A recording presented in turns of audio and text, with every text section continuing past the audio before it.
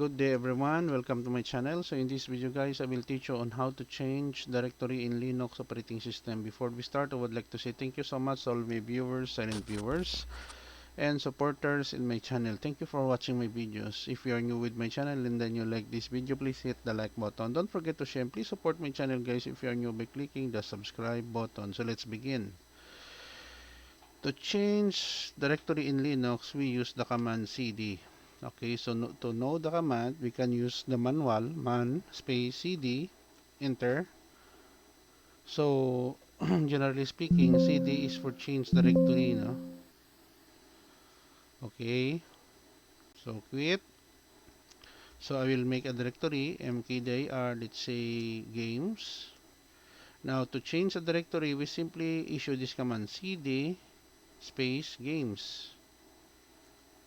Okay, so we know already because there is already a slash games, no?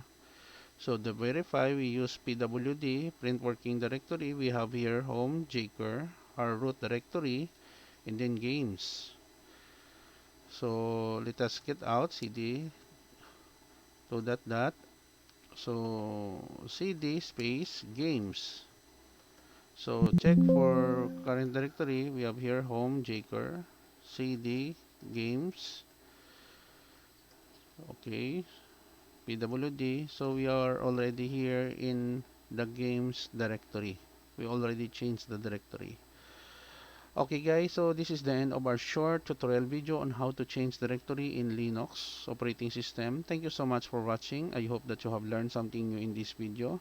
If you have some questions or you want to clarify something, kindly leave in the comment section of this video.